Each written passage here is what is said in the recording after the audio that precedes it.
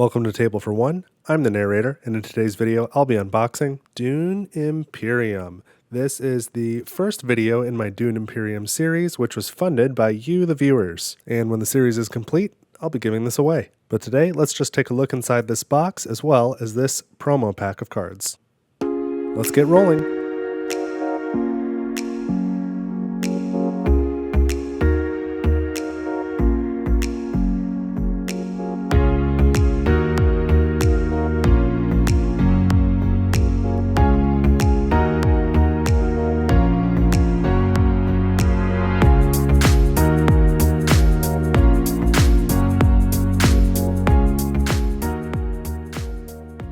Alright, so in this video I'm going to unbox Dune Imperium, and as I said in the introduction, this is the first video of my Dune Imperium series. I'm going to do a number of unboxings and how to play videos and solo playthroughs, and this entire series was funded by the Table for One viewers. So that's a first for this channel, and it's very exciting. If you would like to participate in something like that, head over to my Ko-fi page, ko-fi. There's a link in the description in all of my videos, and any contribution you make will go towards things like this.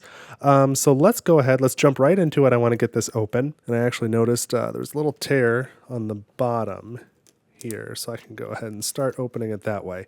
I'm really interested in this. I looked over the rulebook a little bit so I know what to expect, but I have played Dune Imperium Uprising with the Bloodlines expansion, I think 3 times now. I've played it several times, always at 4 players. So I've not played the original Dune Imperium, and I have not played it solo. And I have not touched the other expansions like Rise of Ix or Immortality. So I've kind of come at it from a man. This is loud. Hopefully it's not as loud for you as it is for me. Okay, there we go. I was saying I've come at this from sort of a backwards angle. Most people started with Dune Imperium and then played with probably Rise of Ix and maybe Immortality, and then Dune Imperium Uprising was released, and then the Bloodlines expansion, which is compatible with this one or Uprising, but it really goes better with Uprising. And so I kind of started with the later stuff, which is interesting. So let's see what this original one looks like. Let's get the lid off. It's on there pretty good. And as I mentioned, I will open up a promo pack of cards as well. I picked it up at Gen Con 2025 because that was like the weekend right after this series was funded. And so I figured, well, if all the Table for One viewers can purchase all these Dune games, the least I can do is get the promo pack. And again, at the end of the series, after I filmed everything that I need to for all the rules refreshers and solo playthroughs showing all the different expansions, I'm going to give away this here copy of Dune Imperium along with Rise of Ix and Immortality and the promo pack of cards. So subscribe to the channel if you haven't done so, if you want info on that later, if you want to be eligible for that. Okay, here's some advertisements for things. Not as interested in that. Here is probably the rule book. Yep, here we go. Here's all the components.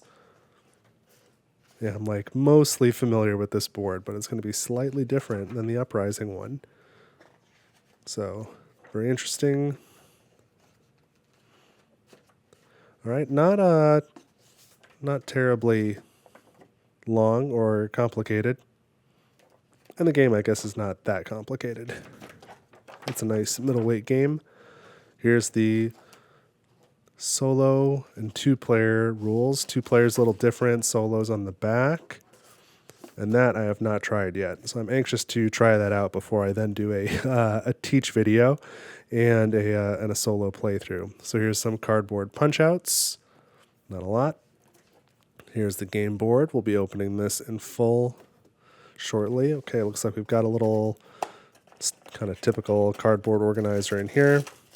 We've got these components are in baggies. These are the resources. So we've got our Solari. These are space bucks. This is money. So the small ones are 1s, the large ones are 5s. Set aside the silica gel. Those are worth 10 Solari. And so I think it makes sense to just leave this stuff in the baggie. The next resource is water. Let's open up this bag. Again, get rid of the silica. So we've got water. There are no large ones here, so water's pretty scarce in the world of Dune. Singles only. No need for those fives. Let's put those in here. These are all wooden components, by the way. Just painted single color. And then we've got this here, which is almost impossible to see on the black background. Let's put it here. This is a little wooden meeple of the mentat, which is not a piece that is used in the Dune Imperium Uprising, but it's kind of neat. I'll show that on the board later. I don't know why it would be with the water. That seems kind of like a silly place for it. There's probably somewhere better. Even though when you're going to start the game, you're going to really dump all these out anyway. And then the orange hexagons here are spice.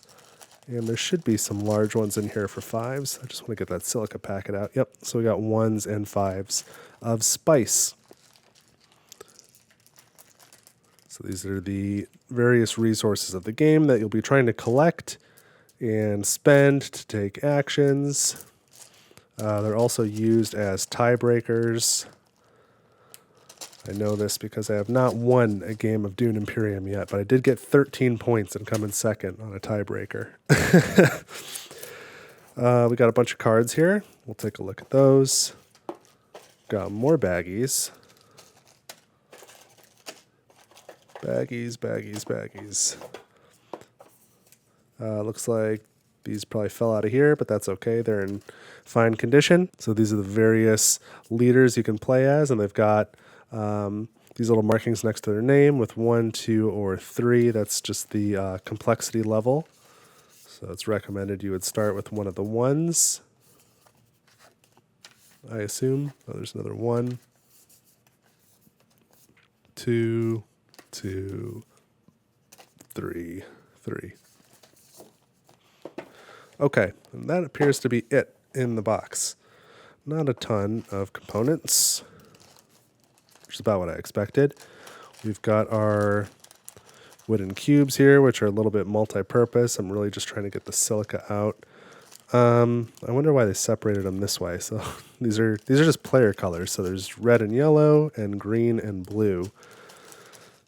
So I will probably resort these into player colored bags rather than this wacky way that they're split up right now. These are the agents that you use for taking actions. It's partly a worker. I would argue it's mostly a worker placement game. It's often described as a worker placement / deck builder, but I didn't find the deck building element that strong. But then again, maybe that's why I haven't won yet. Maybe I'm just not good at deck building. Or haven't been emphasizing it enough. So are there 4 bags here that are the same size? That one's a little smaller. That one's a little bigger. That's going to drive me nuts. I would really like each of the player bags to be the same. Yeah, I think I'm going to repurpose these. Say what you will, but I know who I am.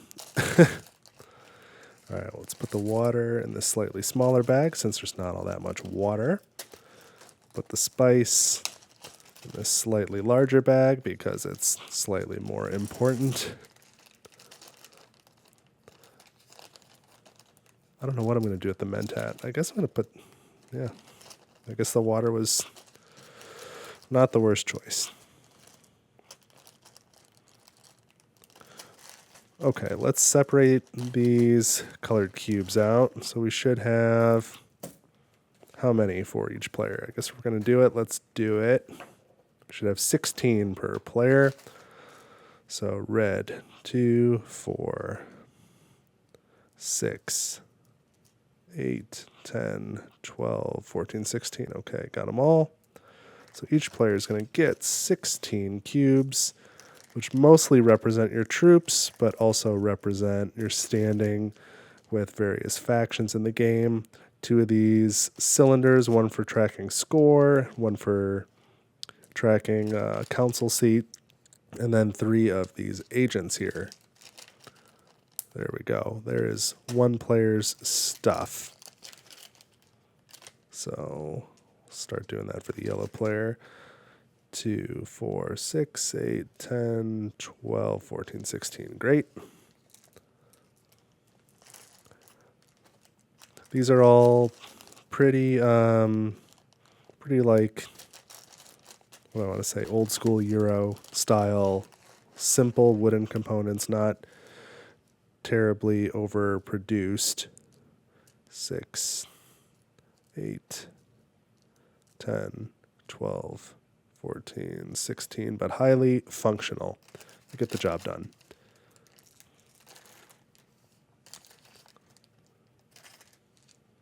That was it for blue, and finally green. 2 of those, 3 of those, and 2, 4, 6, 8, 10, 12, 14, 16. Excellent. I will go back later and count the Solari and water and spice. I'm sure I've got everything that I need, but this is a more logical way to bag these up, in my opinion. Every game you play, you're going to want to dump out these common resources, let people pick their player colors, and then take their colors. We've got a couple decks of cards here. A few cardboard punch-outs. Oh, I suppose I should do these too. So these, with the little swords on them, they track your combat strength. I guess now's a fine time to open up the board.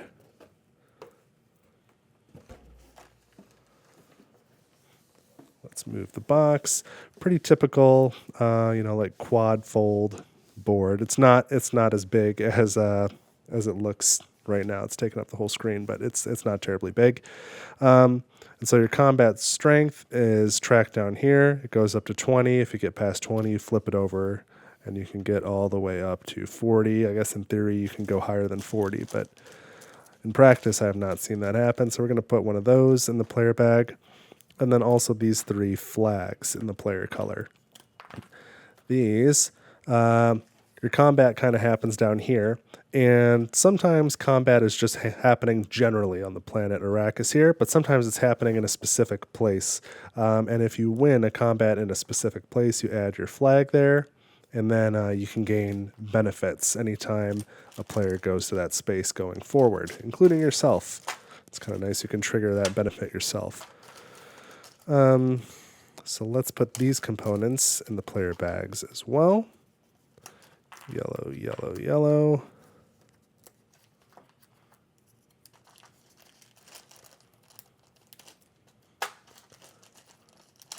Green. One of those, 3 green flags. I know I typically, in a lot of games, I do this part in a time-lapse sort of fashion, but there's not that much stuff in here. So I thought this would be okay. And I kind of know my way around this stuff a little bit better than I do for most unboxings. These cardboard components here are only used, I believe, when you pick to play as this faction. So you can just kind of throw these loose in the box. I don't think that's a big deal. This is the first player token, the sandworm here. And then there are these 4 faction punch-outs. Then you don't need the rest of this cardboard here. But these faction pieces, when you set up the board, go with each faction. And this little symbol here is for victory points. And so most of your cubes go here in the combat area, but some of your little cubes start here, and you can advance on these tracks. The more you interact with these different factions, you get a victory point if you get to this tier, and then the first person to get here can take this to get a second victory point. And as other people pass you on the tracks, you can pass this token around and lose victory points and gain victory points. And so that's what those are for. And then the Mentat goes here. And so this is a cool space where you can send one of your workers and gain that token, and then you can use that token as a worker for the rest of the round, I believe. That whole space is not there in the Dune Imperium Uprising version of the game, so I'm curious to try that out. This section is probably the most different, but anyway, that's the game board. Here's the bags. And I guess it's really the cards I just need to go through now. So this should be relatively quick as well. Again, a little bit different than what I am used to playing, or what I'm most familiar with. Yep. All right, so we've got conflict cards. There we go. So there's going to be 10 of these in every game, starting with level 1, and then going with level 2, and then finally level 3. Yeah, these are a bit different. These are basically the rewards that you're fighting over each time you have a combat. There's a combat every round, so there's a place for these on the board here. So here's the 3s, the 2s, and the 1s. I believe you use 10 of those every game, so 10 rounds per game. And then the rest of these are intrigue cards, which I will need to shuffle up. But these can be combat, plot, or end game. So the plot ones you can play on your turn. The combat ones you play during combat. End game ones you play during the end game for scoring purposes. Intrigue cards. So the rest of our cards here, I wonder what kind of order these are in. That's a big stack of cards. Let's take a look. All right, so they are really, I think, all going to have the same back. Here we go. House Hagal. This is what is used in 2-player mode or in solo mode. So in either case, you've got like an additional opponent. Actually, I think it's solo mode. You might have 2 additional opponents, but this is the deck for solo mode. So I think you always play at the minimum of 3 players. I think it's a 3 to 4 player game. If you play with 2 players, I think you add this house as a automated opponent, and I think when you play solo, you use this deck to run 2 automated opponents. I don't know if I'm remembering that 100% correctly, but that's how I think it works. The rest of these cards are cards that you can, well, here, let's try and separate these. Some of these cards you start with, they've got this little arrow on them. Some of these cards are always available from the market. So Arrakis Liaison, The Spice Must Flow, which is just buying a victory point, and Fold Space, which is one that is not in Uprising, but it's super cool. Basically lets you go anywhere. It's really cool. All right, so these are always available. These are more or less all unique. I don't know. No, they're not 100% unique, but there's a bunch of different cards in here. And there's a market, so these will be shuffled up, and some of them will be on offer, and you can add them to your deck. And then there are some game mechanics where you can remove some of the cards from your deck. It's called trashing. I don't know if that's a common term in deck building games or if that's unique to Dune, but you can trash your cards. So everybody starts with the same ones, then you can sort of add new cards and build your deck that way and get rid of some of your weaker ones. That's the deck building mechanic. 1, 2, 3, 4, 5, 6, 7, 8, 9, 10. Yeah, so these 10 cards are your starting cards, and then there's 4 decks of that, one for each player. So these are in a pretty good order, I think. Let me do that. Okay, how the heck is this going to go back in the box? That's another question. Especially, I don't want the cards to be flying all over the place. What is the intent here? These fit, they don't. I think the cards are going to be flying all over the place, which I'm not in love with that. Maybe I'll just throw them in this bag. Is that the purpose of this bag? Kind of doubt it.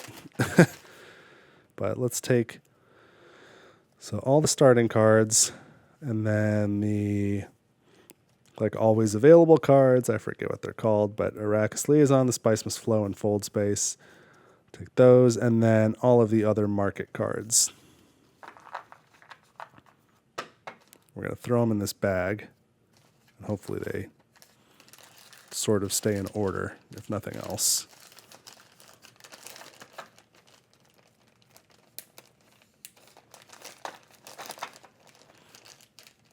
That seems to be working okay, so I'll put them in the box like that.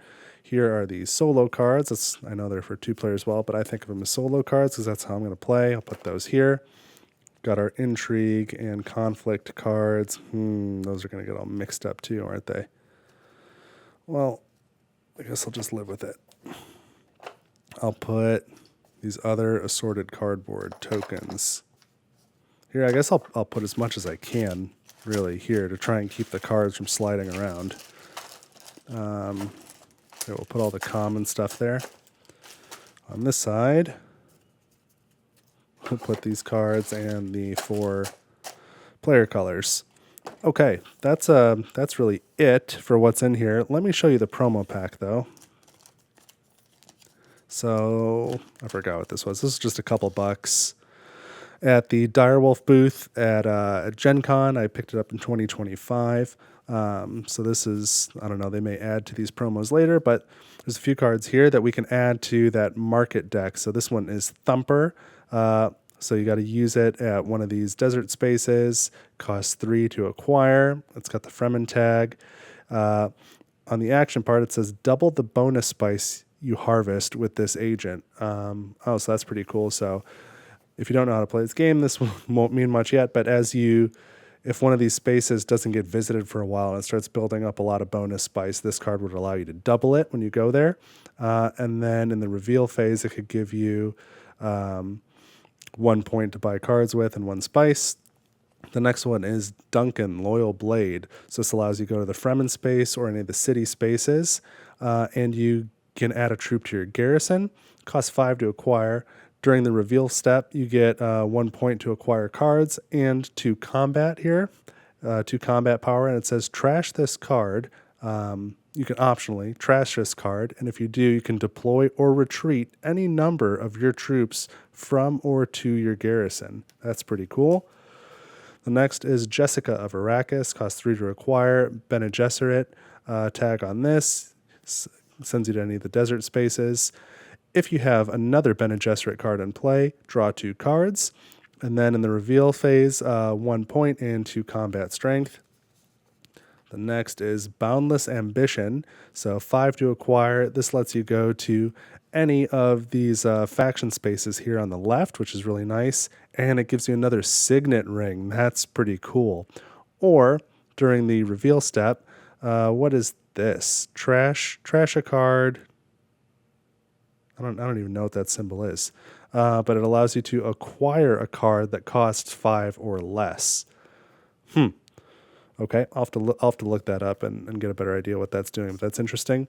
And this last one, Peter, Genius Advisor, I believe this one only works with the Rise of Ix, which I don't really know how to play, but I think that's what that symbol means. And this can send you to any of these like council spaces up here or any of the desert spaces. And if you decide to lose a troop, then you can draw 2 cards and do whatever the heck this symbol is, which I guess is probably something to do with Rise of Ix. Or if it's the reveal turn, then you gain 1 point to acquire cards and 1 combat strength. So these 5 promo cards, I'm going to go ahead and include in this game. This one I'll hold off until I've unboxed Rise of Ix, and then I'll throw it in there. But these 4, I don't see any reason not to include them. So I'm going to go ahead and put them in here. I need to shuffle these decks anyway, so I'm going to throw these 4 right at the back with the other market cards. I'll throw the Peter card here on top just so I see it, so I remember not to shuffle it in with all the other cards until I'm ready for it. All right, but that is what is in the Dune Imperium box. I know this game's been out for a while. This is hardly the first unboxing of it, but again, this is the first video in a series on this channel, and I will be unboxing all of the main Dune Imperium games and expansions and teaching them and doing solo playthroughs of each. Here we go. So this is what's kicking it off. As I said, when the series is done, I will do a giveaway contest. I will give away this copy of Dune Imperium, plus the Rise of X expansion and the Immortality expansion. They're all going to go together, and those promo cards I just showed as well. So stick around and subscribe to the channel if you haven't done so yet, if you're potentially interested in that giveaway that I'll be doing. Or if you're interested in just seeing all the other videos I just said I'm going to make, that would be good. Leave a like if you're interested in this as well. Consider sharing the video with somebody else who might be interested. And best of all, leave some comments. Let's have a discussion about Dune Imperium. I would love to talk to you about it. And of course, thank you again to all of my coffee backers who made this possible. Super appreciate it. I hope you're excited to see this series. But that's what I've got this time on Table for One. I hope you enjoyed what you saw. Looking forward to the series, and I will see you in the next video.